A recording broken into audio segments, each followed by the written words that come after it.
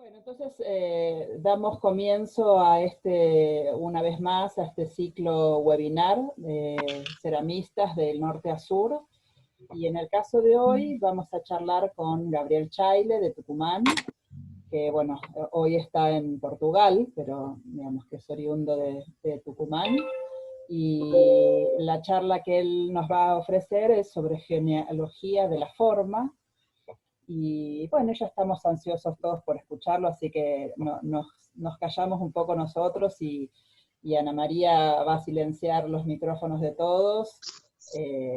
Yo solamente decir un par de avisos parroquiales. Volver a convocar a todos los presentes a la muestra Universos que estamos realizando, elementos originarios de América en las artes del fuego hoy. Así que los invitamos a todos a participar de esta muestra. Y bueno, hoy es el cierre entonces, nuestra última charla del año con Gabriel. Nos vamos a tomar un tiempito para descansar de este año atípico pero agotador. Y luego, bueno, seguiremos con estas charlas o con la presencialidad y los salones, si así lo permite la nueva realidad. Eso se irá viendo con el tiempo. Quería agradecer una vez más entonces a Elena Elizalde y a Ana María Simoes, que fueron las que organizaron este ciclo, en el que también colaboraron Mariel Tarela y Graciela San Román, entre otros muchos artistas que también fueron participando. Así que bueno, ahora le doy el pase a Elena. No sé si Elena va a hacer alguna presentación más o directamente Gabriel. No, Gracias. Gracias, Belén. Bueno, yo lo voy a presentar a Gabriel, les voy a contar un poco su trayectoria y después él nos va a hablar de su trabajo y nos va a mostrar las fotografías. Bueno, Gabriel nació en la ciudad de Tucumán, estudió en la Universidad de Tucumán, en la Universidad Nacional, y hizo la licenciatura de Artes Plásticas. Después se vino para Buenos Aires y participó en el programa de artistas en la Universidad de Itela en el 2008. En el 2010 participó en el laboratorio de investigaciones en el Centro Cultural Rojas. Y ahí empieza a exponer en el Centro Cultural Borges, después en el 2002 en la Galería Cendros y después en el Fondo Nacional de las Artes. Él simplifico mucho su trabajo, fusiona los objetos simbólicos y materiales austeros con el adobe y el ladrillo. Él después les va a explicar, ¿no? Y bueno, de ahí en más, empieza su carrera vertiginosa internacional. Y en este momento, él está en Lisboa, Portugal, a donde está trabajando. Bueno, después participó en muchas ferias, en la Bienal Sur de Montevideo, Harmony Show en New York, Art Basel en Buenos Aires, en Miami y en Basilea, y el Faena Festival en Miami. Del 2009 al 2017 gana muchas becas, premios y residencias. En Perú, en Buenos Aires, el URRA, SENS, la Fundación CLEM y en el Premio BRAC de Montref y en Arteba. Y después obtiene la beca esta de producción del Fondo Nacional de las Artes y después del Premio Itaú Cultural gana la beca Fundación YPF de la Universidad de Itela. Bueno, después hace muchas muestras individuales.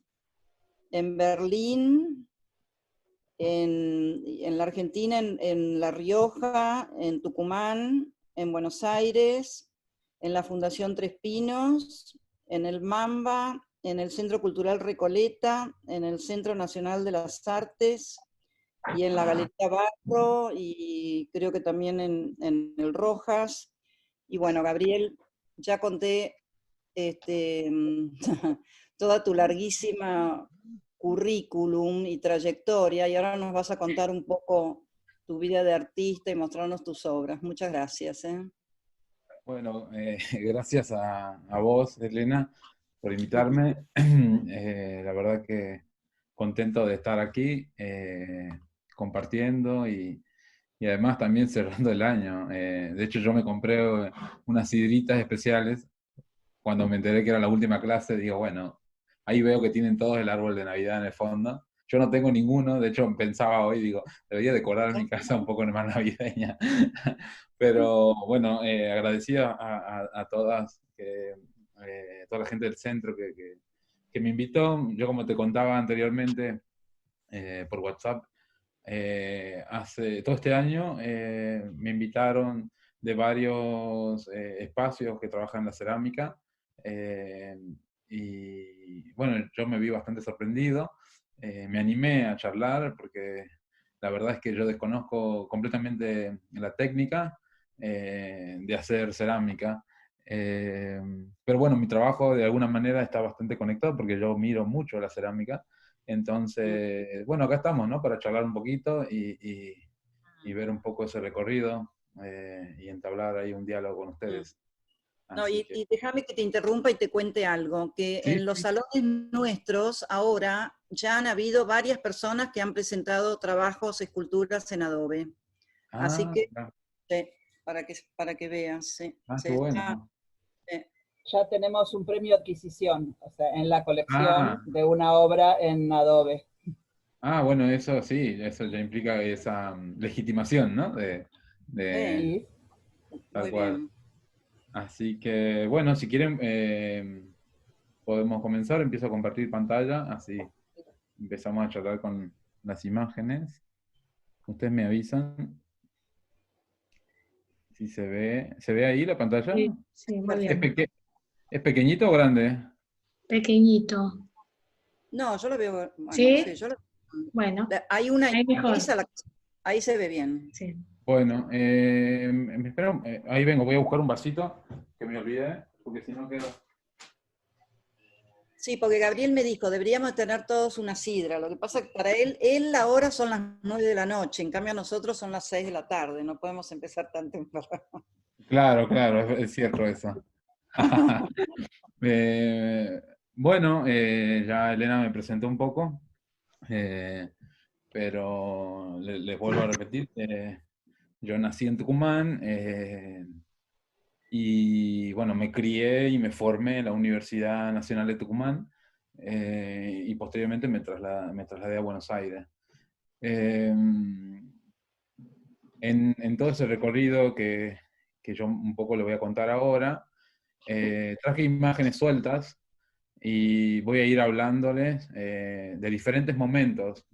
Es como la dinámica que arme. Elena, vos cualquier cosa me decís con el tiempo, Sí, porque yo generalmente me sí, sí, entusiasmo no y te empiezo a preocupes. excederme. Eh, Trabajar. vos me decís. Sí, sí, sí. Eh, Quería hablar de un par de obras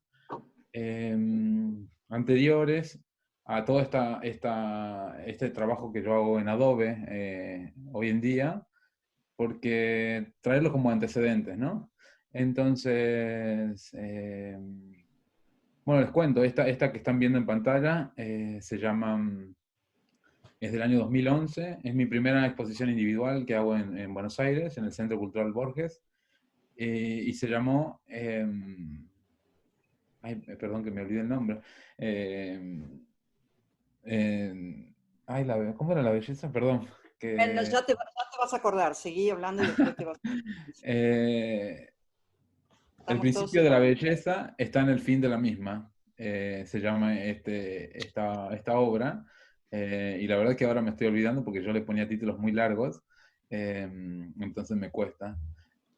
Era una instalación de varias piezas, son 24 piezas en madera, que lo que hacen es, lo que yo hice fue autorretratarme ahí, de perfil, Ah, eh, con una matriz, digamos, y a cada uno de estas tablas lo que hice fue cambiarle el peinado, ¿no? Ahí no sé si pueden ver, acá se ve que cada uno tiene un peinado diferente. El fondo tiene un tratamiento de dorado a la hoja y tiene una instalación de luces que también son 24 lamparitas dimerizadas con un montaje en madera simple, digamos, que justo acompaña a la sala, ¿no? Tiene justo la columna que divide. Entonces vos entrabas a la sala y podías ver estas piezas que están ahí de alguna manera bastante simétricas, ¿no? A mí me interesaba en ese momento, me acuerdo, esto que tiene que ver con pensar, por ejemplo, qué es lo que delimita esto que consideramos bello, ¿no? Que llamamos belleza. ¿Cuál es el límite de eso, no? Esas preguntas eran algo que en ese momento yo tenía en mi cabeza y a partir de la cual yo decidí hacer esta serie de retratos, ¿no? Que en realidad los tomé de unas imágenes que vi de peluquerías africanas que siempre se mostraban así como de perfil y con diferentes tocados, ¿no? Pero también de las imágenes mayas, ¿no? Que yo había estudiado. Y algo que yo con el tiempo me voy a ir dando cuenta es que al retratarme yo de perfil y repetidas veces, me voy dando cuenta que lo que se transformaba toda esta instalación parecían como diferentes etnias, ¿no? De diferentes comunidades, indígenas claramente, por la nariz, por el tipo de color de piel, ¿no? Eso es algo que en ese momento yo no voy a tomar mucho en cuenta, ¿no? Simplemente estaba como, cuando escribí sobre ese trabajo, escribía desde este lugar que le estoy comentando. También les quería mostrar este trabajo del año 2010, que es una performance. Yo en ese momento trabajaba mucho al autorretrato, porque comienzo de esa manera, ¿no? Mi investigación como estudiante en la universidad tenía que ver con esta idea del autorretrato, que tampoco es una invención, digo, completamente mía. Hay una tradición muy grande en la historia del arte y una tradición muy grande en la historia del arte de Tucumán. Entonces, cuando yo estudio a mis referentes más cercanos, que son artistas de la provincia, me sumo, ¿no? Me interesaba indagar desde ese lugar. Entonces empiezo mirando mis características propias, ¿no? En este caso es una oveja, se llamó Daniel, acá estamos en el obelisco,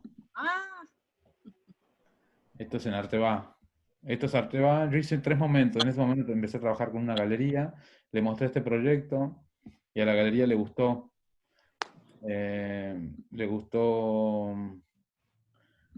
el proyecto, entonces decidimos hacer en 3 momentos. Un momento en donde yo me paseaba con este cordero, al que llamé Daniel, y por San Miguel de Tucumán, digamos. Otro momento en la Feria de Arte, y otro momento en la ciudad de Buenos Aires, ¿no? Entonces, de este trabajo tengo material de fotografías, de dibujos, videos.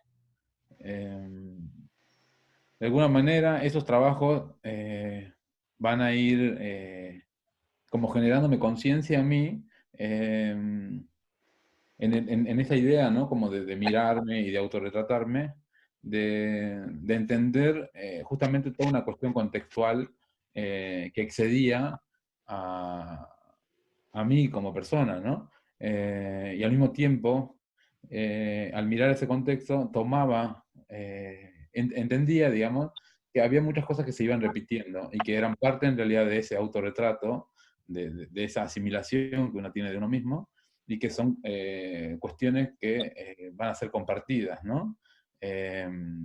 Como el color de piel, por ejemplo, como compartir música, compartir una clase social, también compartir situaciones formales, ¿no? Como arquitecturas similares en un espacio determinado, digamos. Y esas son cosas que yo voy a ir dándome cuenta a medida que voy trabajando.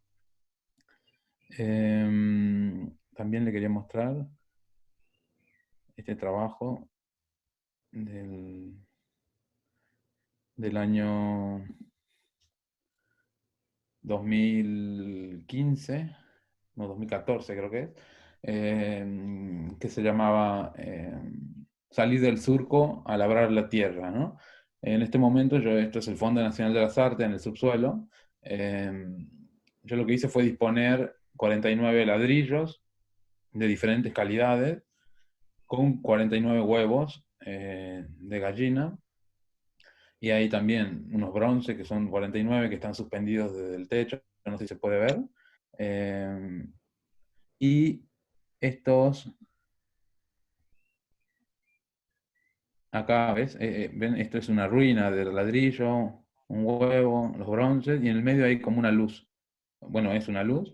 Están suspendidos sobre unas varillas de bronce que yo mandé a construir, ¿no? Y todo esto se sostiene por equilibrio, nada está como atornillado a nada. Es simplemente una cosa apoyada sobre la otra, ¿no? A mí me interesaba porque al ser esto el subsuelo, uno entraba por la escalera y iba descendiendo y podía ver esta yo me imaginaba que era una ciudad, como una especie de barrio, ¿no? También. O también como un cementerio, porque ahí en la parte de la base hay como unas cruces repetidas, ¿no? Que van teniendo esta serie de piezas. Y en ese momento yo me preguntaba mucho, siempre en cada trabajo a mí me van moviendo preguntas, ¿no? Preguntas que las voy de alguna manera resolviendo a través de la observación. Es un ejercicio que todo el tiempo lo hago hasta el día de hoy. Entonces, en ese momento me acuerdo que yo me preguntaba sobre la idea de normalidad, ¿no? Antes me había preguntado sobre la belleza, y ahora me preguntaba qué era ser normal, ¿no?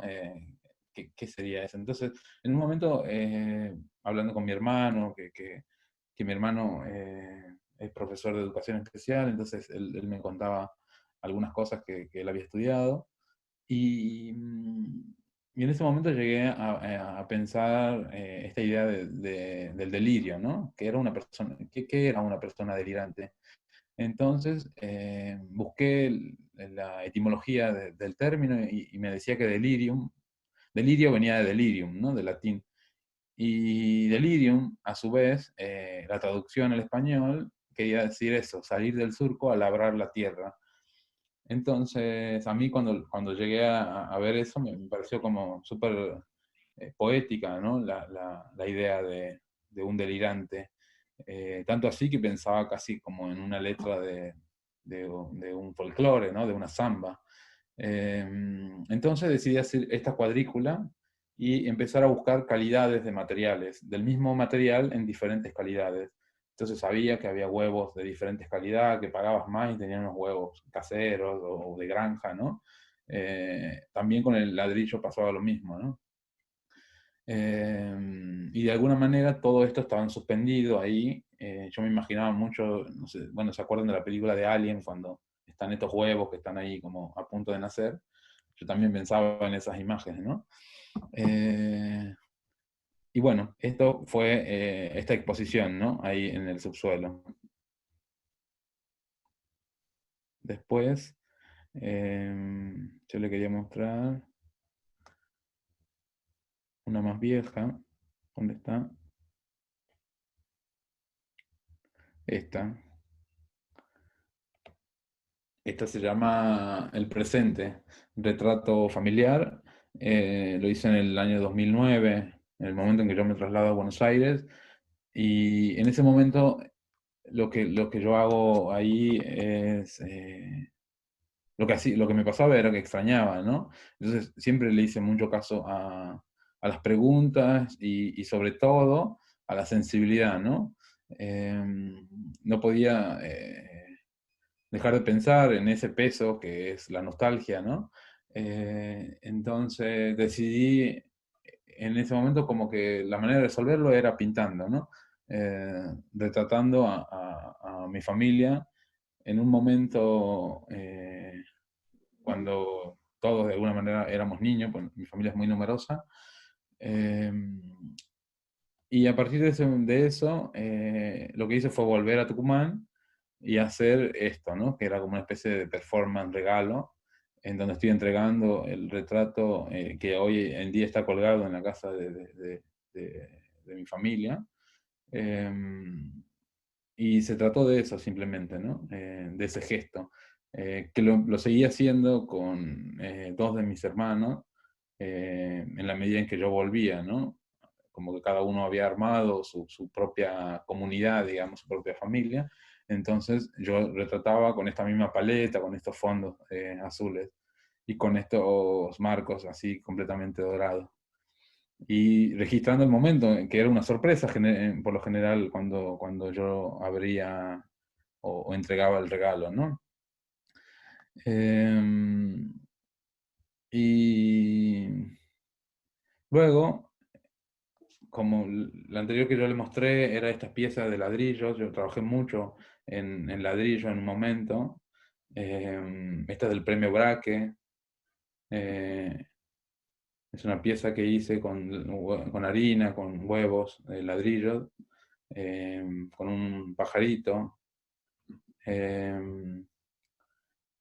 Y de alguna manera, toda esta serie de trabajos que yo voy a ir haciendo van cobrando una escala cada vez mayor, con materiales completamente simples, ¿no? Y siempre están relacionados a preguntas que son completamente contextuales, ¿no? De acuerdo al lugar en el que yo me muevo, y también preguntas que nacen de esta idea del autorretrato. Es algo que yo voy a sostener y todavía lo sigo sosteniendo. Yo siempre digo que en esta idea de insistir con entender o mirarme a mí mismo, hay algo que me excede, que en realidad pasa a ser una cosa mucho más plural, ¿no? Que, que nace a partir de una cosa completamente individual y se convierte en una cosa como más colectiva. Y bueno, después está esta pieza que es a donde yo quería enfocarme más. Esta se llama Irene, es del año 2016 y la hice a partir de una invitación que me hicieron para el Bicentenario de la Independencia en San Miguel de Tucumán. Me invitaron a pensar el Bicentenario, entonces en ese momento fue un desafío para mí porque anteriormente nunca había tenido una invitación donde a priori había como un texto de alguna manera que me indique por dónde debería ir la creatividad, ¿no? Entonces, en este caso, yo acepté el desafío porque, bueno, era algo nuevo y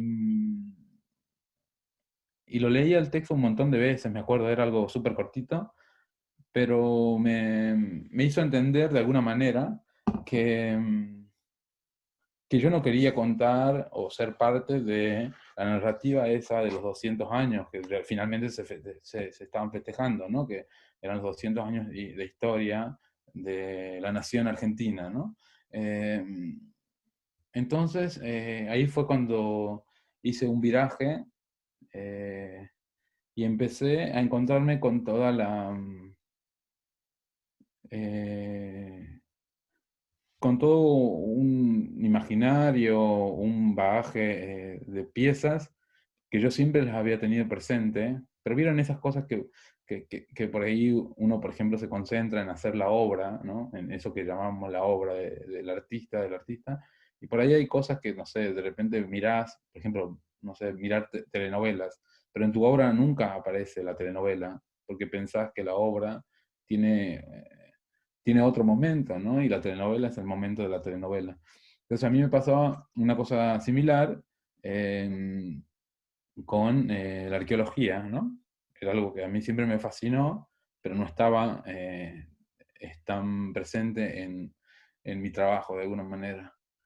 Entonces ahí comencé a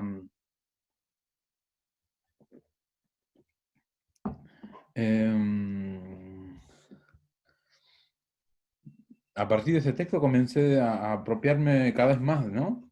De este conocimiento, de esta inquietudes que yo tenía por la arqueología, y además por la historia, sobre todo, ¿no? Yo siempre tuve una fascinación muy grande por entender los procesos históricos y que de alguna manera esos procesos eh, me ayuden a darme cuenta del presente, ¿no?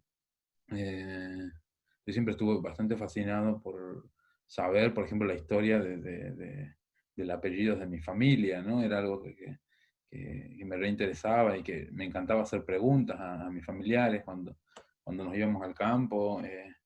Yo quería ver fotos o saber un poco más de todo ese grupo familiar que era inmenso, ¿no? Estos son detalles de Irene, y es la primera pieza que yo hago, ¿no? Para mí fue muy importante poder hacerla. Esta la hice en Buenos Aires y la trasladamos a Tucumán y la mostré por primera vez allá en mi ciudad. Y tiene el nombre, un nombre personal. Como anteriormente yo le contaba que la performance con la oveja se llamaba Daniel, esta es la segunda vez que yo utilizo un nombre personal para una obra. Y en este caso yo utilicé el nombre de mi madre y de mi hermana mayor para bautizarla, ¿no? Esta es otra pieza que yo hice al siguiente año en el Museo de Arte Moderno de Buenos Aires, en donde el museo me invitó para que yo pudiese profundizar eso que ellos habían visto por internet, en realidad, porque no lo habían visto en vivo. Y que le parecía que yo podía explotar, ¿no? Esta anterior pieza que se llama Irene. Entonces ahí empezamos a trabajar con Laura Hackel, que fue la curadora de esta exposición, en este proyecto que se llamó Patricia. Ahí como la ven, es una figura que tiene 3,20 m por 1,50 m por 2 metros. Y por dentro es hueca esta parte, ¿no? Como de la bóveda.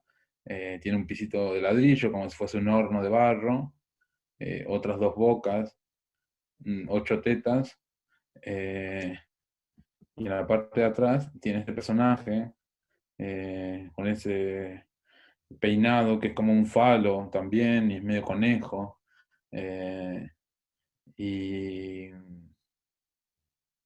Y acá atrás hay un andamio, un encofrado, ¿no? Una especie de encofrado con un colchón de una plaza, con un parlante y un vaso con agua que pasa música. La música que yo escuchaba hasta ese momento, que era una lista de canciones que me encantaban, a un volumen muy bajo. Y acá hay un dibujo con una chocla de albañil, en un alfabeto que yo inventé y que hasta me olvidé, porque en realidad lo inventé y no quería que nadie sepa lo que decía, entonces era algo que solamente quedaba guardado para mí, con una letra que yo me acuerdo de la letra, pero no me acuerdo el signo, la relación con el signo que inventé, ¿no? Entonces, de esto se trataba Patricia, ¿no? Como una suerte de tres imágenes que para mí hacía mucha referencia a la música. Mi trabajo, por lo general, hace mucha referencia a la música, eh, porque es un lenguaje que a mí me interesa, donde suceden un montón de cosas que son como físicas y como muy psíquicas también, ¿no? Sensoriales en el cuerpo, ¿no? Y en el recuerdo. También me encanta como esos viajes que te hace tener la música cuando uno la escucha y piensa en otro momento, ¿no? En una época también. Eh,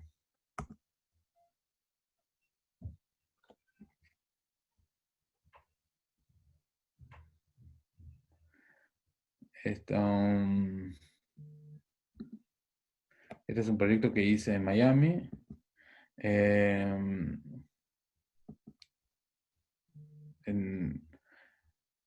Son una serie de esculturas que están mirando al sol. Ahí, y tienen una máscara de bronce, están basados, ustedes lo conocerán, a los suplicantes, ¿no? Este es un horno. Todos tienen nombres de personas cercanas a mí, de amigos, en este caso. Y a mí me interesaba esa relación directa que tenían con el sol, ¿no? Las piezas. En este lugar, que en realidad es un hotel, eh, y, y a mí siempre me interesó la cuestión simbólica y absolutamente mágica que yo le encuentro al arte, ¿no?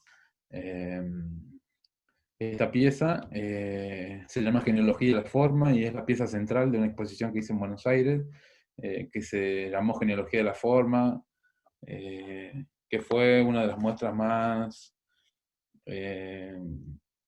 intensas en tanto y en cuanto fue donde encontré, como de alguna manera, el relato discursivo que de alguna manera me otorgaban esta forma, porque yo para hacer estas piezas, lo que hacía yo era mirar las cerámicas precolombinas, observarlas, dibujarlas e intentar tener una experiencia estética en el Museo de Arqueología con esas vitrinas medio abandonadas, medio empolvadas, e insistir, ¿no? Con el ojo, que me comuniquen algo. Entonces, en ese proceso, yo lo que trataba de hacer a través del copiar era de absorber esa información que yo hasta el día de hoy, por ejemplo, considero que no tiene que ver con los elementos que te otorga la antropología o la arqueología, como un conocimiento científico de la interpretación de las piezas, sino con un conocimiento más metafísico, que de alguna manera los que hacemos arte estamos bastante acostumbrados a interpretar las piezas artísticas desde muchos lugares, ¿no?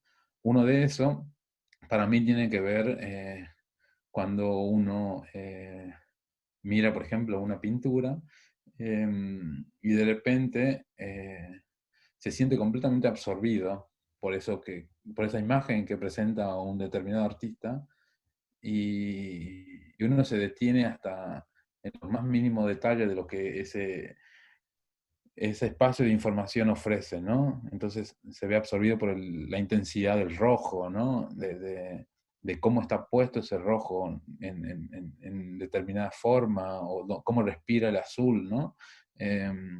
Y ese viaje plástico que sucede con la experiencia estética es algo que a mí me interesaba que me pase con la cerámica, ¿no? Entonces, lo que yo hacía en todo esto, de alguna manera, era un trabajo de traducción, no de cambio de escala, ¿no? De copiar una cerámica y cambiar de escala y nada más, ¿no? Sino que yo incorporaba otros elementos que a mí me interesan mucho, como el dibujo animado, la síntesis, la utilidad, que es algo que a mí me interesa de las piezas, o la presencia o la metáfora de que eso quizás puede usarse, ¿no? Esta relación con el fuego, que también está completamente presente. Ahí se ve un poco mejor. Y esto era una especie de panadería, ¿no? Yo me imaginaba, siempre me imagino cuestiones como muy simples, ¿no? Para abordar todos los proyectos. Acá se ve un poquito cómo era la disposición de genealogía de la forma. A ver aquí, creo que se ve. Ahí se ve cómo era esa disposición medio de templo, ¿no? Medio escenográfica también, con una luz amarilla, y estas dos estufas que están como centinelas acá adelante, de alguna manera están como ahí alimentando la idea, la posibilidad de que ese motor central funcione, ¿no? Por eso está conectado completamente, y la insistencia en lo cálido, en el color cálido que tienen como el bronce, cobre, el amarillo, es porque yo quería acentuar, ¿no? Esa funcionalidad de estas piezas que muestran una fortaleza pobre de alguna manera, ¿no? Porque están hechas con materiales bastante simples. No sé cómo venimos de tiempo.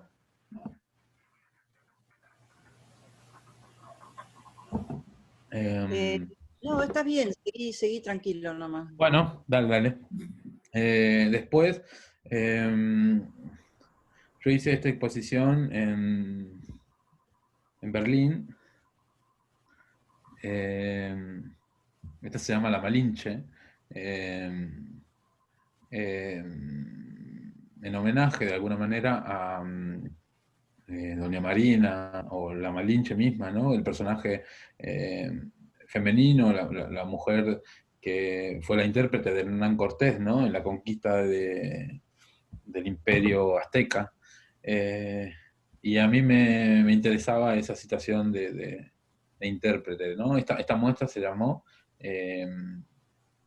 Esta canción ya tuvo aplausos, ¿no? Es la primera vez que lo mostraba en una exposición individual grande en Europa, y a mí me interesaba contar de alguna manera que al decir esto, esta canción ya tuvo aplausos, que en realidad ese título lo tomé de un cantante de cuarteto de cordobés, en una entrevista que le hicieron, no en una entrevista, sino antes de que él suba al escenario y cantarle la canción al público, él dice esa frase, ¿no? Esta canción ya tuvo aplausos. Eh, Como refiriéndose a que en realidad eso ya tuvo su público, ¿no? Eso que él estaba por cantar ya había tenido su público. Y de alguna manera yo quería que estas piezas que yo presentaba en Berlín no sean una novedad o sorpresa, sino que se enteren que esto ya existía, ¿no? Y que existe, además, y que tiene su público, ¿no? Entonces, pero en esa existencia mía, vuelvo a la idea de la canción, de la música, hay algo relacionado con las historias, ¿no? Con la observación que yo tengo, y a mí cómo me divierte alimentarme del conocimiento de la historia mía personal y de las historias de otras personas, ¿no?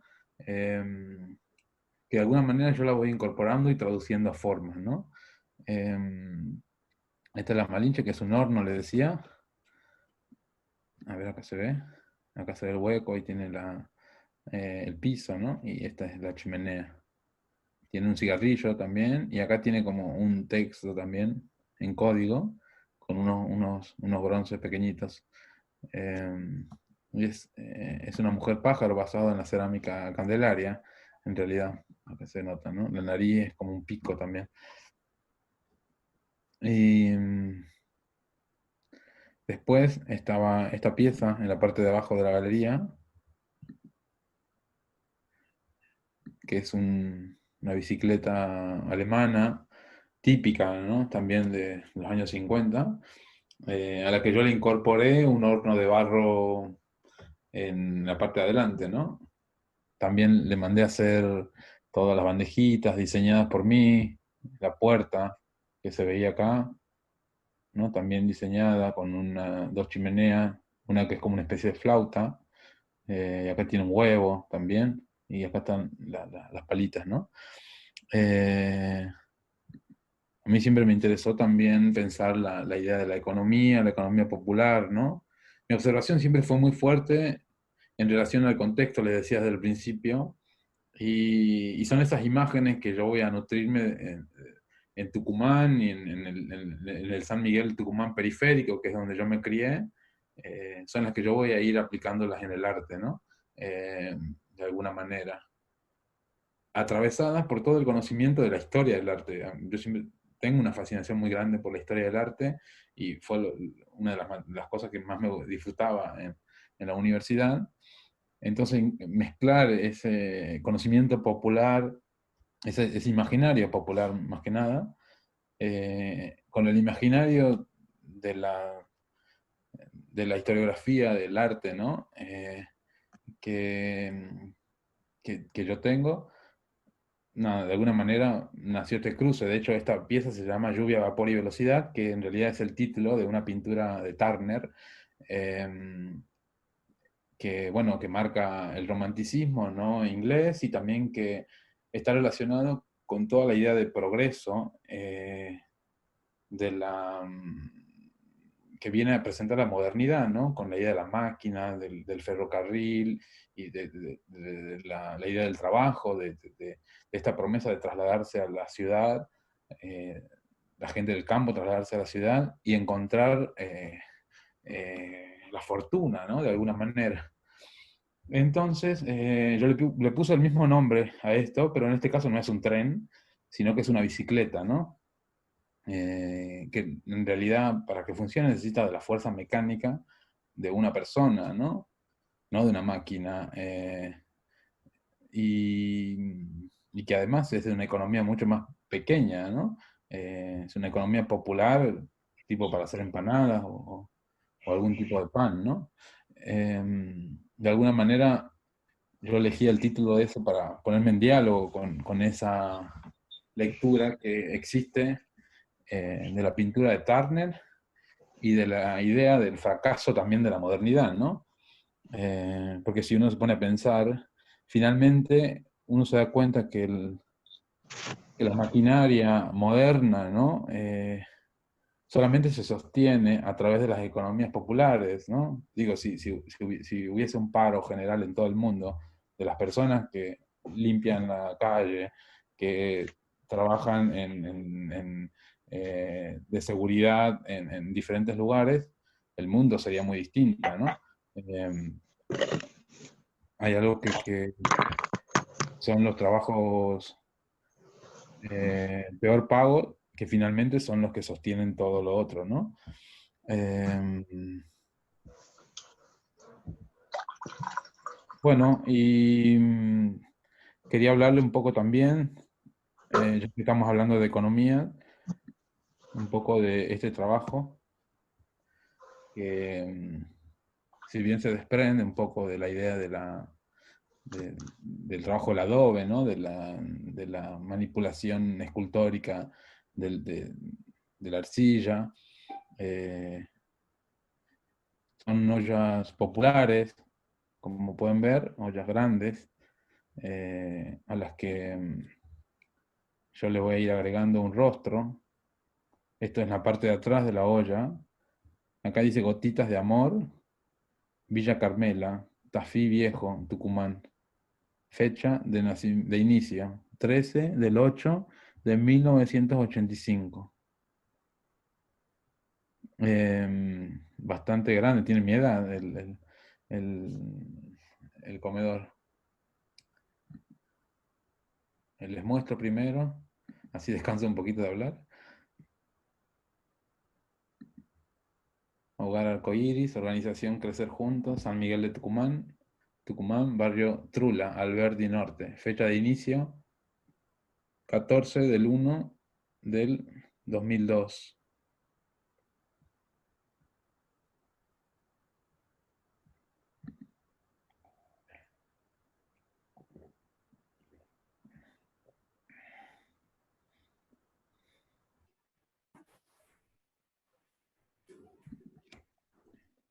Oíme, Gabriel, te hago una preguntita. ¿Y vos te llevaste todas estas ollas, te las llevaste allá a Berlín, creo que las expusiste?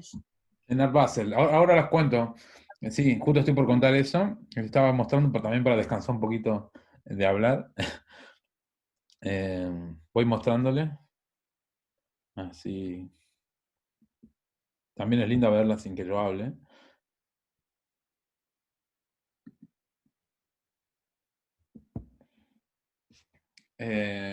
bueno, Elena me preguntaba, ¿no? Cómo era exactamente el proyecto. Como yo les decía hace rato, a mí si hay algo que me interesa un montón y que eh, primero era escuchar o entender mi propia historia y después empezar a entender historia de otras personas, ¿no? Y en ese sentido mi trabajo está bastante cercano a la antropología porque es algo que yo hago mucho, casi que son entrevistas sin serlo, en realidad, sin la solemnidad de una entrevista.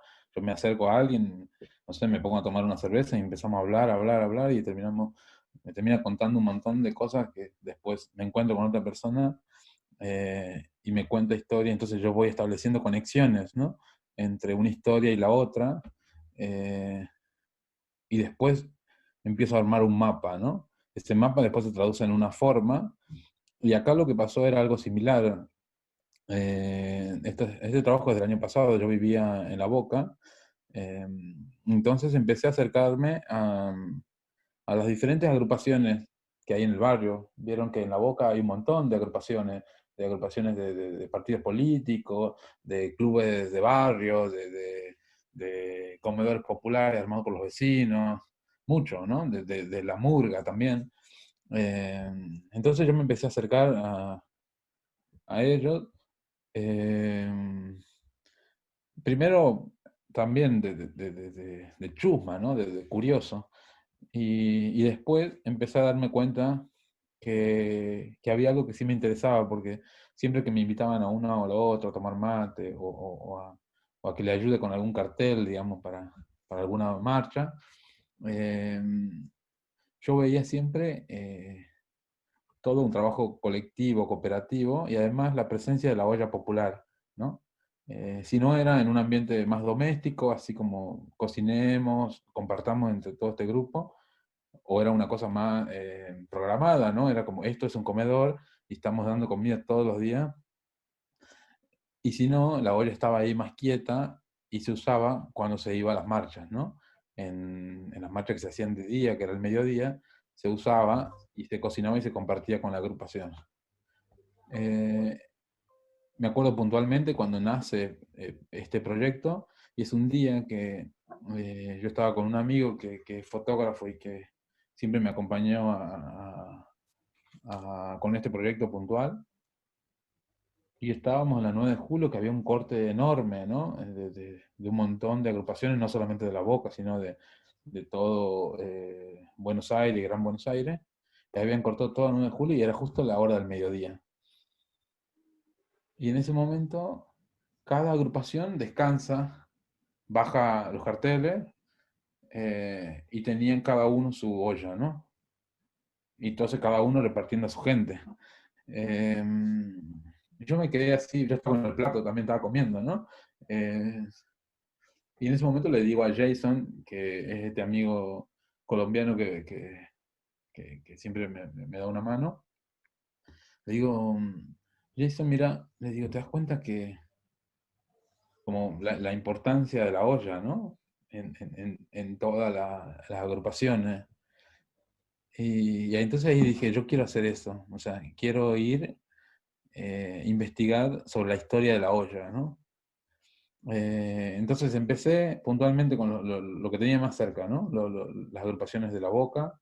Fue y le dije, mira, yo quiero saber la historia de este objeto. Entonces la gente siempre pensaba que yo estaba medio loco. Ellos la estaban usando a la olla y yo preguntándole, mientras la estaban usando, yo estaba al costado diciéndole, quiero que me conté la historia de esto, y medio que ellos están revolviendo la olla, ¿no? Entonces me miraban como raro. Eh, y yo volvía, porque al principio no me daba mucha importancia, ¿no? Y yo volvía, le digo, yo soy el chico que vine el otro día a preguntarte sobre la historia de la olla. Ah, sí, me dice, pero tenés que venir en un horario que no estemos cocinando. Bueno, le digo, vos decime y yo voy.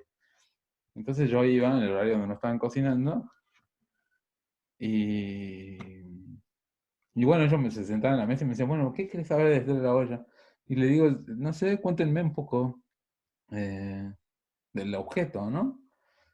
Y al principio costaba arrancar la entrevista. Pero cuando arrancaba la entrevista, ellos estaban más sorprendidos que yo de la cantidad de información que tenía el objeto, ¿no? Entonces, hasta se emocionaban contándome por qué la olla estaba negra, ¿no? Me dice, está carbonizada en realidad porque esa es la que hicimos acampe, me dice. La usamos tanto haciendo acampe que con esa conseguimos todas las viviendas que tenemos para todos el grupo de- de- de personas que son parte del comedor, ¿no? Entonces, en la costra, en el registro del uso, ¿no? Estaba presente eso, y es algo que yo lo tomé claramente de la arqueología, ¿no? De observar esa huella, ¿no? E interpretar solamente que yo le estaba preguntando a ellos mismos. Entonces, de esa manera, arrancábamos hablando de la olla y terminaban contándome toda la historia del grupo, ¿no? Eh, de qué hacían. Siempre historias como súper duras y súper hermosas, intensas, ¿no? Eh, de ponerle, como se dice em, popularmente, el pecho a la bala, ¿no? De estar ahí todo el día enfrentándose al problema y tener una actitud positiva, ¿no? Y colectiva sobre todo. Entonces, yo hice el registro de esas entrevistas, de esas observaciones también, eh, y finalmente hice este proyecto. Yo lo que le propuse a ellos fue intercambiar, que ellos me diesen la olla, porque yo quería convertirla en un documento, y a cambio yo le daba la misma olla en realidad, nueva, en las mismas dimensiones, y, y todas las agrupaciones con las que yo trabajé aceptaron eso. Y lo que yo le proponía, volviendo al tema de la economía popular, de esta cosa que a mí siempre me interesa, ¿no? En, en algunos de mis trabajos, o en realidad en la mayoría,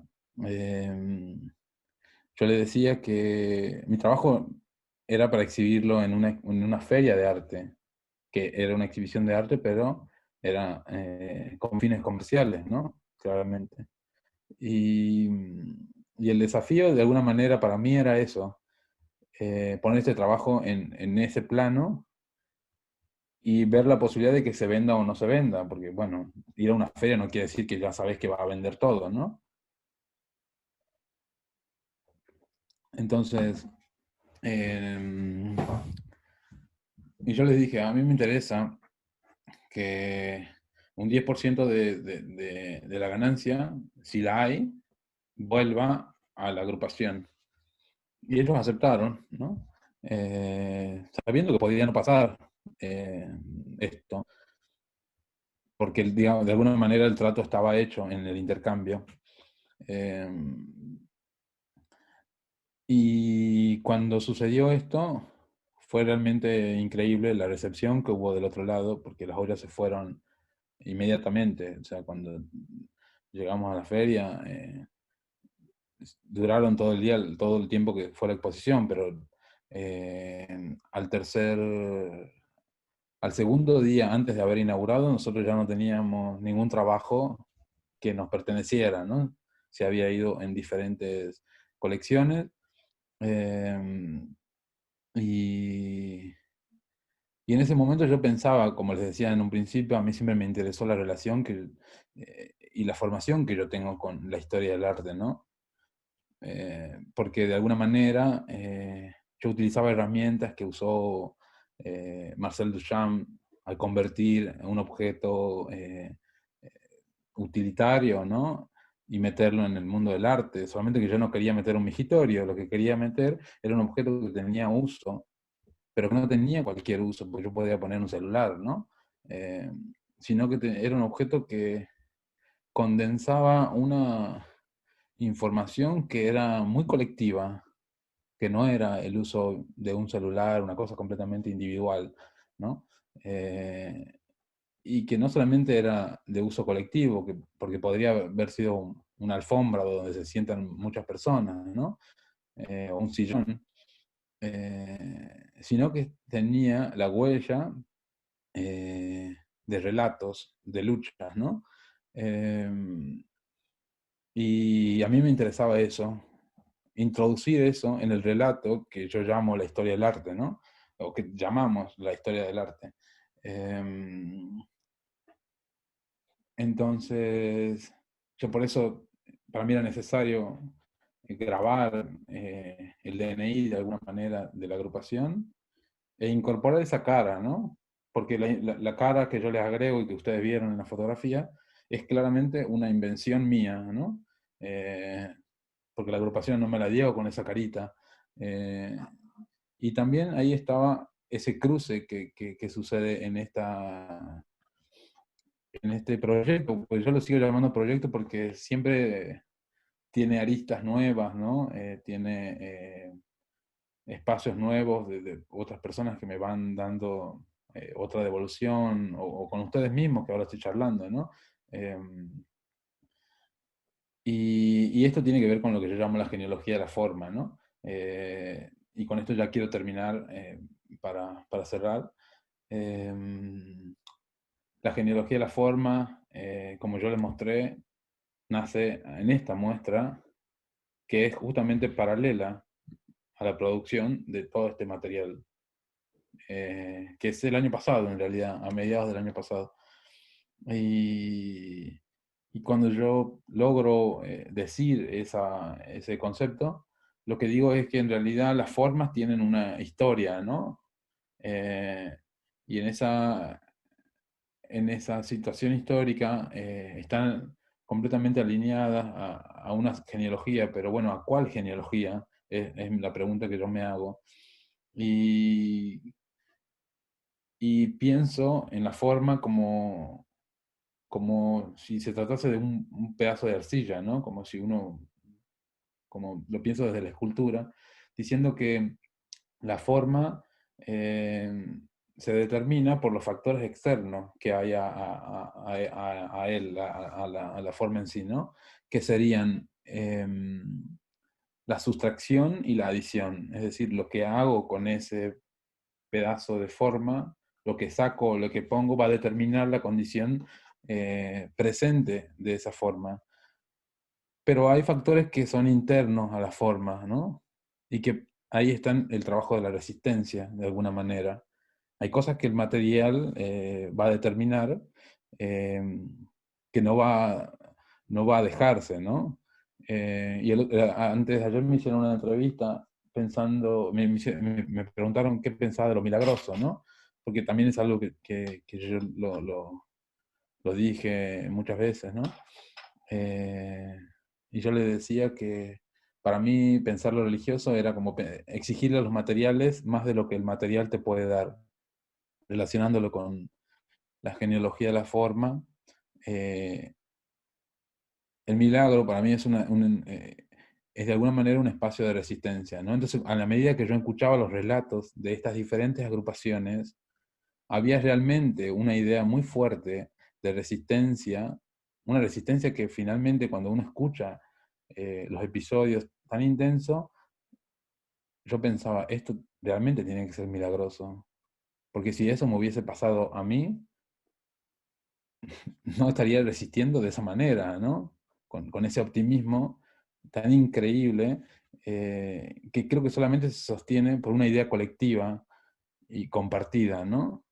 Y antes de ayer charlaba con la radio de San Carlos, de Salta, que hacen un programa muy lindo sobre cerámica, sobre una investigación de cerámica, que seguramente la conocen. Y me decía Gerardo, creo que, no me recuerdo ahora el nombre, me decía él que en estas observaciones que yo hacía, que suceden en la pobreza, hay un gesto completamente de un saber ancestral indígena que está implícito en el modo en el que se resiste, ¿no? Y yo le decía que sí, que era justamente la genealogía de la forma, era eso, que yo me había dado cuenta que había saberes que estaban presentes, que habían perdido el nombre simplemente, y que se sostenían por el hecho de resistir, ¿no? De estar ahí como compartiendo. Y para mí la olla popular, de alguna manera, era el objeto por excelencia que representaba eso. Entonces, por eso yo trasladé las caras, estas son de estudios que yo hice de diferentes cerámicas que vi en diferentes museos, y que armé como un mapita, ¿no? de caritas, y las trasladé a la olla de aluminio. Y quedó finalmente este documento, como yo le llamo, ¿no? Con este proyecto, como les decía, no es algo que está cerrado, sino que ahora estoy trabajando con dos amigas que están escribiendo, y queremos hacer un libro con la foto, con todo esto que les estoy contando, con la unión de nuevamente de todas las ollas y obviamente de todas las personas que son parte, porque esto yo lo transformé en un retrato, y yo digo que son un retrato colectivo, porque esa olla es imposible cocinar para uno, ¿no? Ahí, y bueno, con eso quería terminar este, este relato. Gabriel, la verdad que te agradecemos mucho, lindísimos todos tus pensamientos, muy espiritual lo tuyo, la verdad, y lo lindo el reencuentro con tu pasado y el pasado del país también, ¿no? La verdad que el pasado y el presente, ¿no? Porque con las ollas estás en el presente. Sí, muy conmovedor, como está diciendo alguien por acá. Bueno, el tema del adobe, ¿cómo vos llegás al adobe? Es decir, ¿cómo lo manejás? ¿Cómo te provees de los materiales? ¿Cómo llegó al adobe? En realidad, al principio por casualidad. No era una cosa que yo tenía a priori de decir, bueno, voy a hacer esta escultura en adobe, sino que no sabía en qué material hacerla una vez que tenía la forma. Y empecé a... Me parecía que el producto más barato que podía usar era hacerlo con barro. Y ahí surgió esta cuestión técnica que, bueno, que al principio yo me acuerdo que le pedí a mi hermana que me consiga bosta de vaca o de caballo para hacer el adobe, y ella me consiguió bosta de vaca fresca, no seca. Eh, entonces yo nada, le mandé que tire todo eso. Y como no me funcionaba la bosta, digo, bueno, ¿con qué hago? Y fui a pedir acerrín, viruta, en un lugar en Tucumán, y empecé a probar ahí, a meter dentro de la arcilla que tenía, porque sí tenía arcilla, no era tierra común. Yo anteriormente había hecho unas piecitas pequeñas en arcilla, unas esculturas así con arcilla cruda, y me había quedado un material de eso que le había pedido a una cerámica cerca de la casa de mi madre. Y con ese, que era un tacho en realidad grande con arcilla, ahí fue mezclando la arcilla, el acerrín, y no sabía con qué más, porque no me gustaba cómo quedaba finalmente. Entonces empecé a mezclar, le tiré, digo, bueno, a ver qué hay. Tiré cemento, le, le ponía cal, me acuerdo, y no me gustaba. Y después le tiré un poquito de cola vinílica, y ahí me gustó cómo mordió la madera, ¿no? La arcilla, la sardina y la viruta. Y a partir de ese momento fue como, nada, ese hallazgo, ¿no? Y después cuando me fui moviendo, porque viajé bastante, siempre iba buscando la arcilla de los lugares, ¿no? Entonces las arcillas se modificaban, a veces el color de diferente lugar, o tenían, no sé, más óxido de hierro, eh, y, y, pero básicamente era lo mismo, ¿no? Estructura de metal, una malla metálica, y sobre eso rellenar, que es una técnica más arquitectónica, me parece, ¿no? Que se usa el adobe de esa madera en las estructuras de madera. digo, el adobe en estructuras de madera. Lo que le decía es que para hacer la escultura, yo tenía hecho la escultura, pero no sabía qué ponerle encima, ¿no? Y quería que sea un material barato. Entonces lo que se me ocurrió para que sea barato fue el barro, ¿no? Y dije, bueno, lo voy a hacer con barro. No era mi plan en realidad inicial, a pesar de que yo para hacer la escultura miraba la cerámica y estaba como observándola bastante porque las dibujaba, las copiaba y demás, pero mi plan no era hacerla así. De hecho, hasta en mi cabeza, como las esculturas anteriores que yo había hecho eran cubiertas con resina epoxi, digo, bueno, lo voy a hacer con resina epoxi, ¿no? Pero realmente no tenía los recursos para la resina epoxi. Digo, bueno, ¿con qué voy a hacer? Ya la hice la forma, ya tengo la estructura, y ahora ¿con qué lleno? Lo que tenía cuando llego a Tucumán era un tacho con arcilla. Viste esos hallazgos que tenés y que son los mejores, que están ahí cajoneados en el taller, ¿no? Y yo no Entonces, sé, por ejemplo, en Tucumán, ¿no habías tenido contacto con la arquitectura en Adobe? no, porque yo nací en la capital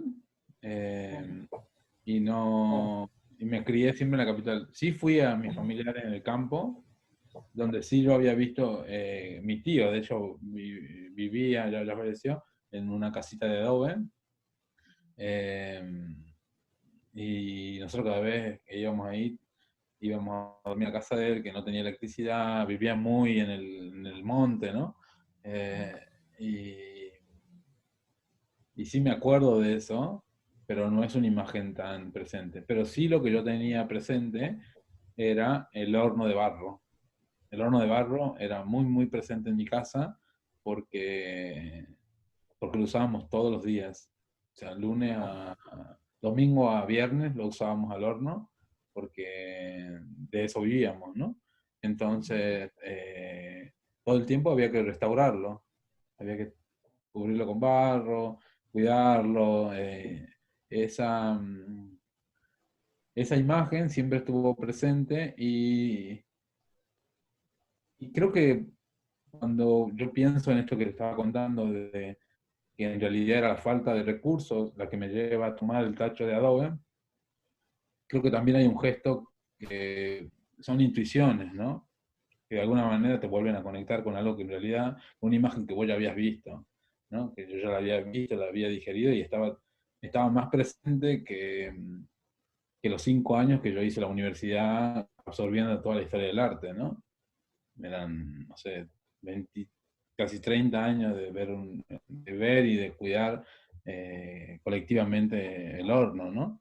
Eh, entonces creo que esas cosas son las que finalmente van marcando una presencia, ¿no?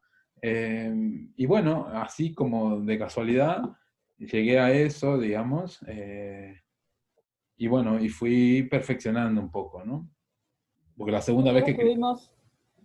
tuvimos sí, una charla que estuvo acá también en este ciclo, Tato Corte, y él en algún momento hablaba de esto de un corte que se produce entre lo más ancestral y lo actual, ¿no? Como él había registrado que le decían que no había ceramistas mapuches en la zona de Bahía Blanca, ¿no? Y del sur de la provincia de Buenos Aires, su propia búsqueda lo fue llevando a encontrarse con que sí los había, ¿no? Pero como que en algún momento se produce un corte en el que esas cosas es como que o no interesan o sí, dejan de ser mirados por la hegemonía del arte en su momento. Y por ahí yo escuchaba hoy o ayer la charla esta de la que vos hablabas de Catamarca, Y cómo, bueno, también en tu caso, ¿no? Hay un corte ahí. Vos hablabas de que una abuela tuya hacía cerámica, ¿no? Sí, Entonces, sí, cómo esas cosas que seguramente, o sea, Tucumán ha sido en un pasado bastante lejano de una gran producción cerámica probablemente, y que, bueno, en algún momento se produce un corte en el que eso deja de ser observado por ahí, ¿no? Y hace sí, que, bueno, un artista de la profundidad de tu búsqueda vuelva a aflorar de una mm, manera u otra, ¿no? Porque yo recuerdo cuando yo vi tu obra en el centro, en el Museo de Arte Moderno, ¿no? sí, Y sí, cuando yo entré a esa sala y vi eso, me resultó de un impacto impresionante, ¿no? Porque era la Pachamama, era el horno de cerámica, era Louis Bourgeois, claro, sí, con todas sus tetas. O sea, sí, era verdaderamente una conjunción de saberes muy ancestrales, muy, muy impresionantes, ¿no? mm, Casualmente nosotros en esta pandemia y al principio de la charla yo les hablaba y les recordaba a los presentes de esta muestra que nosotros estamos convocando, ¿no? Que todavía hasta el 30 de este mes se reciben obras para esta muestra, eh, que la muestra se llama Elementos originarios mm, de América en la cerámica, bueno, las artes del fuego actuales, ¿no? Y de pronto, no la parte que vos haces en adobe, pero sí las ollas, ¿no? mm, Eh, ¿Cómo uno podría no decir que eso es una obra cerámica, ¿no? O sea, ¿a dónde te remite esa olla de aluminio sino a la cerámica y a los elementos del arte el de fuego. nuestro, claro, del arte del fuego y de las artes originarias, ¿no? De la cerámica originaria de la Argentina. Entonces, la verdad que es sumamente interesante, bueno, y que esto que vos estás haciendo y que está hoy en la vista de todo el mundo, ¿no? Verdaderamente. A ver, hay muchas cosas ahí escritas. eh, no sé si vos las llegaste a leer, pero te las voy No, no, leyendo algunas. Hola Gabriel, excelentes obras. Una consulta. Cuando producís, ¿estás pensando en algún sector determinado del público o no te preocupa quiénes sean lectores de la obra? Te pregunta Mario Altamirano. ah, Después está, te leo un par más, así mientras vos vas pensando. Tus formas se inspiran en la cerámica arqueológica Candelaria, dice Karina Garrett. Sí, eso lo fue contando, que una de sus inspiraciones eran esas cerámicas. Agostina Bebacua dice, soy de Tucumán, adoro la obra de Gabriel, me gustaría preguntarle cómo fue el impacto de obra en algunos de los países donde expuso, cómo dialogan con otras culturas, quizá diferentes. Después Pau Benítez, hola Gabriel, gracias por tu presentación, excelente obra y proceso. Quería consultarte por la relación con la música que mencionaste en tus obras. Muchas gracias. bien. Vas Eh, empezando y yo voy leyendo otras, así después te hago más preguntas. dale. Voy a empezar con la de Agostina, que, que es la que más me acuerdo y creo que la conozco a ella. Eh, y, perdón, me perdí. Que estoy. Agostina decía, me gustaría preguntarte cómo fue el impacto de obra en alguno de los países donde se expuso, cómo Sí. dialogan con otras culturas. Bueno, eso es importante, por eso me quedé pensando un poco en lo que ella decía y al mismo tiempo me perdí, eh, porque toda esta cuestión que yo ahora cuento con ustedes, les relato, y toda esta conciencia que voy teniendo, no es algo que es a priori, ¿no? Así como yo le contaba esta cosa del accidente, de repente, bueno, no tengo, quiero hacerla en resina epoxi y después termino haciéndola con barro, porque en realidad lo que tenía era el barro más cerca. Me pasaba lo mismo. Yo me acuerdo que había ido a mostrar mi trabajo con la galería que trabajo, que es de Berlín, y ellos me llevan a Francia a mostrar por primera vez mi trabajo como más individual, y ellos habían escrito un texto, o sea, como mi galería se tomaron el atrevimiento de escribir un texto con una persona que contrataron a que escriba sobre mi trabajo, y cuando yo llego a Francia, me acuerdo que una persona de París, pues no estábamos en París en ese momento, estábamos en Marsella, eh, vino una persona afrodescendiente, un joven de más o menos mi edad, ¿no? Y viene y me hablaba como un español extraño, y me decía que él había viajado especialmente porque quería charlar conmigo. Y yo me quedé así sorprendido, digo, bueno, charlemos, ¿no? Y entonces él me empieza, yo vine a charlar, me dice, porque leí el texto que escribió la galería. Yo no había visto el texto, entonces digo, pará, o sea, leo el texto y hablamos. ¿Qué dice? Y dice, entonces leo el texto, y claro, los alemanes, ellos hacían hincapié en toda una conciencia indigenista que había en mi trabajo, y que yo era como, chicos, o sea, tranquilo, o sea, yo eh, yo incluso lo pensaba en ese momento, digo, wow, o sea, no sabía que esa lectura realmente tenía mi trabajo, porque en Buenos Aires no me había pasado eso, incluso haciendo Patricia, en Buenos Aires, el texto que se escribe no hace referencia fuertemente a eso, ¿no? En ese texto que habían escrito los alemanes, era como mucho más claro, ¿no? Y esta persona, que era un investigador, quería hablar conmigo de eso. Entonces yo no tenía muchas herramientas, digo, como que estaba como, entre que recién me estaba leyendo el texto, y como cuando le mostraba las imágenes de estos peinados, ¿no? Yo me doy cuenta de que todos parecen tribus cuando los pinto a todos y los pongo así. Pero si no, no me daba cuenta. Y para mí tiene que ver con una cuestión de educación que tenemos, eh, que no nos favorece en nada a preguntar. No es más, hay como toda una relación muy vinculada a la burla, al bullying, ¿no?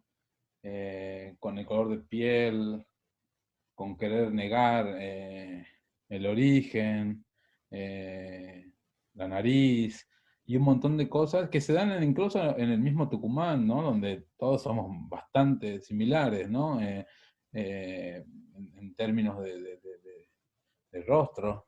Y creo que cuando volví, me acuerdo de ese viaje, estaba en Buenos Aires y le cuento a un artista que estaba en una muestra, le digo, ay, le digo, boludo, le digo, escribieron un texto, le digo que yo la verdad que no me sentía, y encima vino un académico a hablar conmigo, le digo, y yo no tenía las herramientas para hablar, ¿no? Y ahí empecé a darme cuenta que en realidad el trabajo, eso para mí es increíble de la dimensión del arte, ¿no? Como que te va generando una conciencia y te excede a vos, ¿no? Te excede a los intereses que vos tenés, porque si uno como que se introduce en ese terreno de las sensibilidades, entra en un plano donde se encuentra con unas cosas que incluso te ponen la piel de gallina, ¿no? Que empezás a tejer genealogía, ni siquiera las tejés habiendo leído un montón de libros de antropología, ¿no? Entonces, para mí fue increíble eso, y después eso se fue consolidando hasta que yo llegué a decir esto de la genealogía de la forma, que lo dije acompañado por una gran amiga que yo tengo y que tal vez conocen, Andrei Fernández, que es una artista, curadora, escritora de tucumana, que vive en Salta y trabaja con las comunidades wichí, ¿no? Ahí en el Chaco salteño. Entonces, bueno, esto quería decir en respuesta a lo de Agostina, ¿no? Como que hay algo que se va generando en realidad. Bueno, y acá, y Mario te había preguntado, decía si cuando producís, ¿estás pensando en algún sector determinado del público o no te preocupa quiénes sean lectores de la obra? En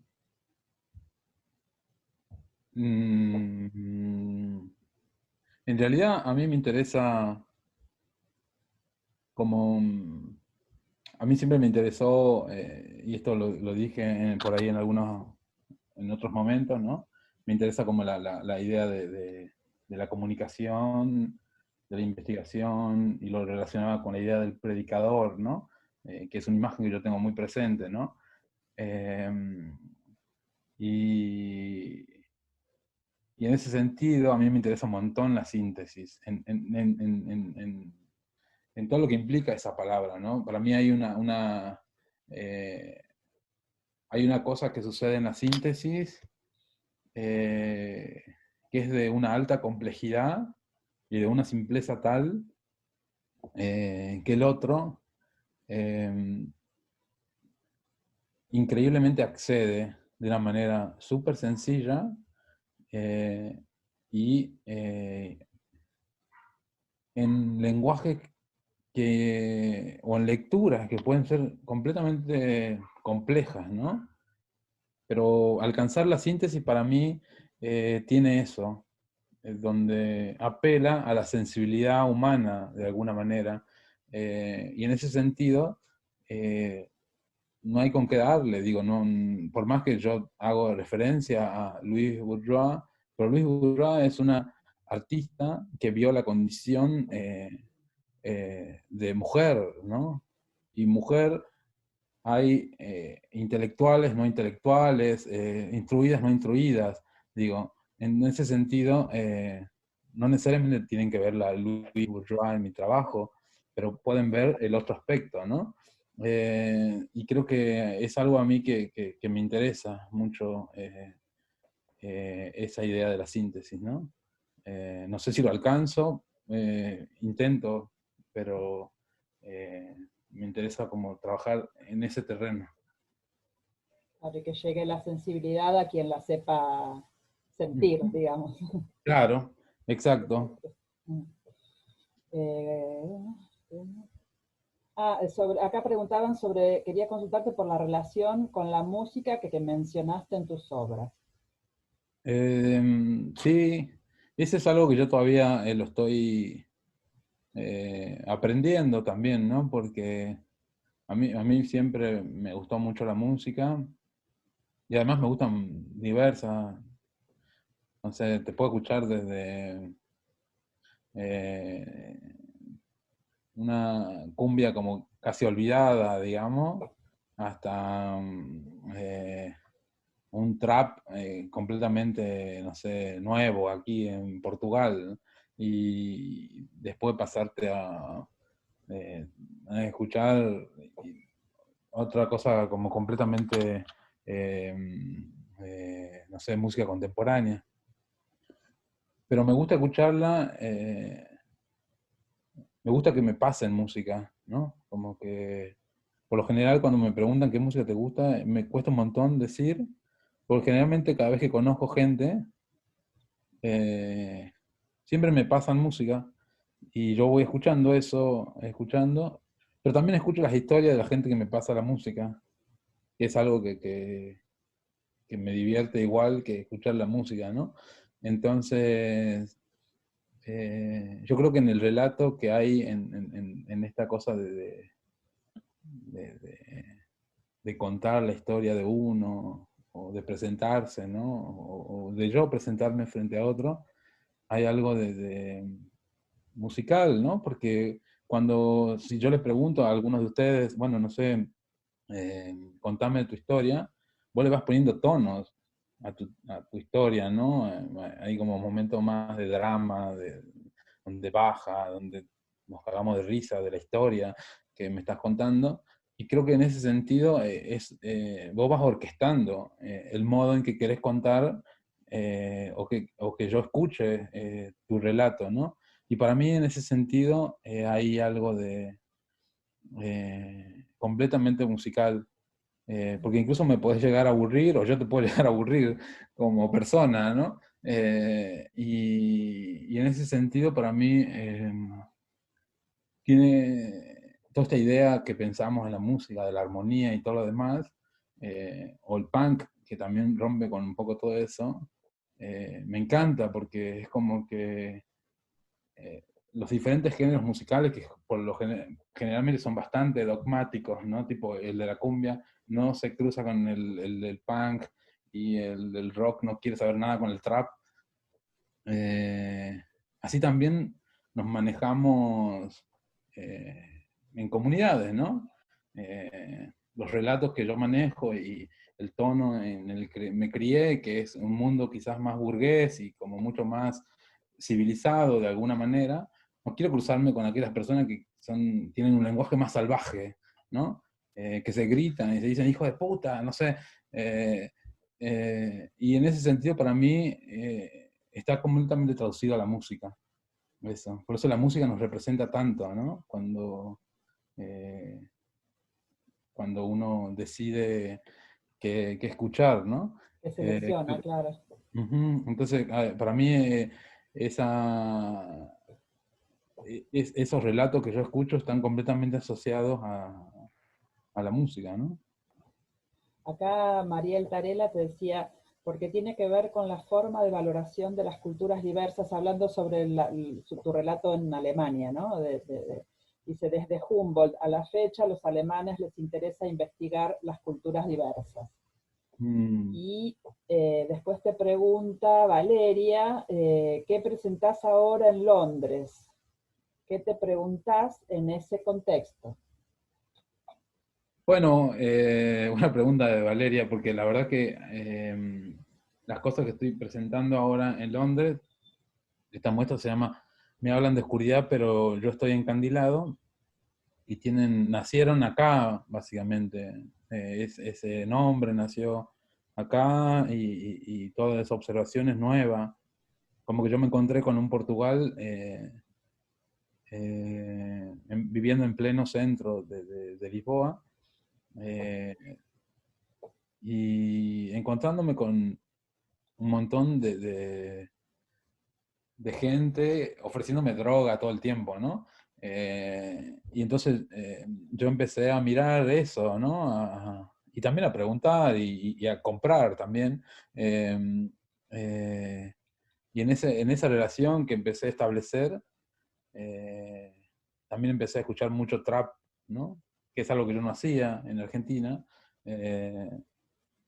porque las personas a quien yo charlaba me contaban su historia y mientras me contaban parábamos y escuchábamos música, ¿no? Entonces el trap era eso, entonces fui escuchando y fui encontrándome con una comunidad como más amplia, que me empezaba a relatar toda como el proceso de colonización, como la herencia de la colonización que hoy tiene, en este caso, Portugal, ¿no?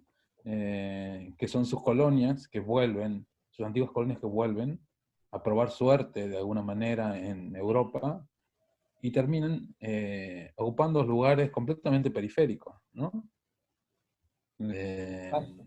Viviendo en las viviendas sociales, o vendiendo, ofreciéndote droga en la calle, ¿no?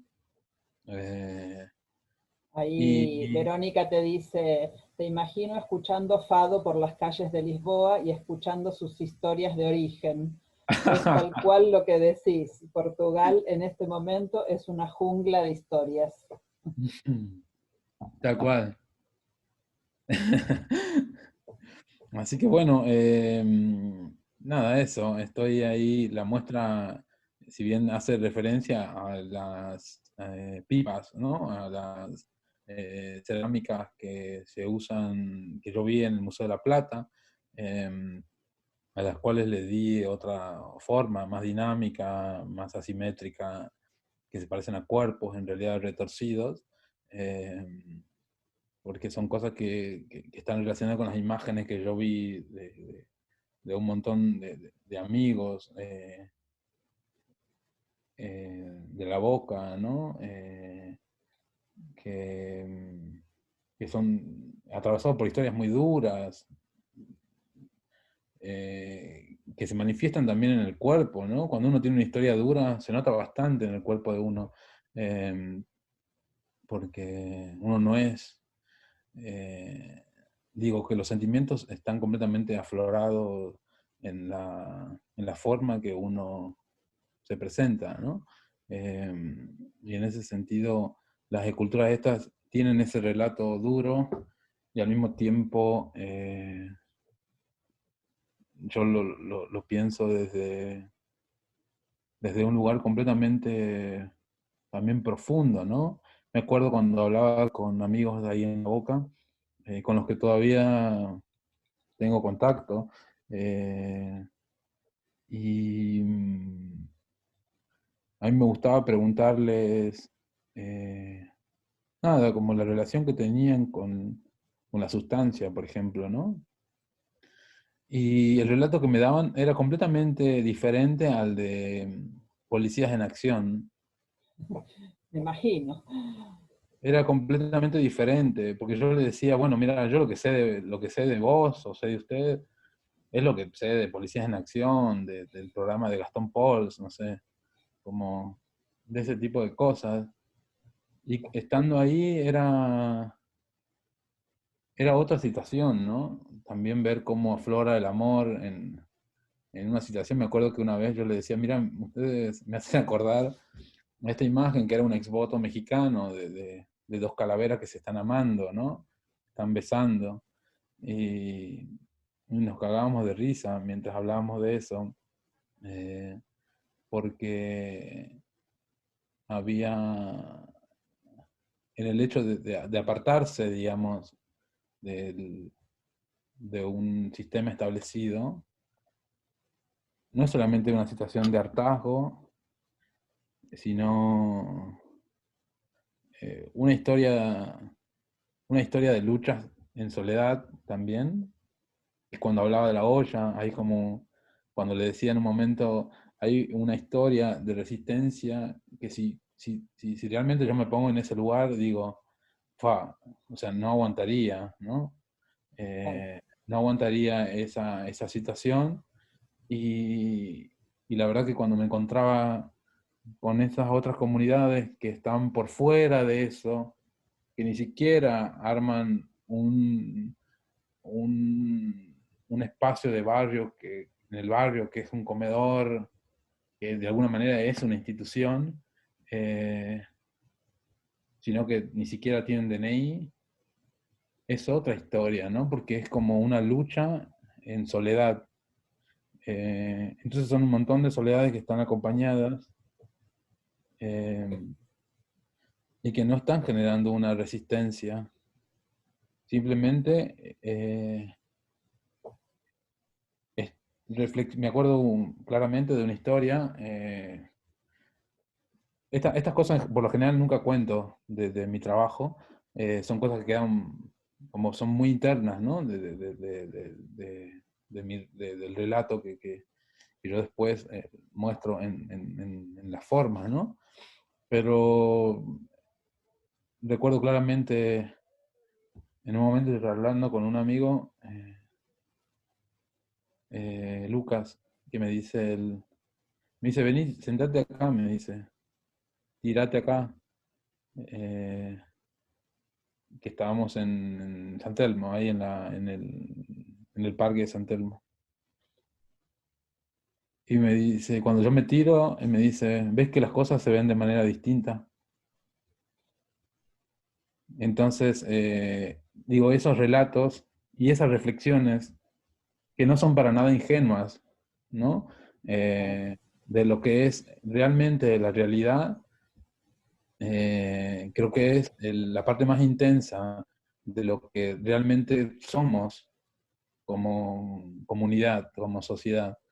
Y están en esos relatos, están en esas personas, ¿no? Tal cual, tal cual.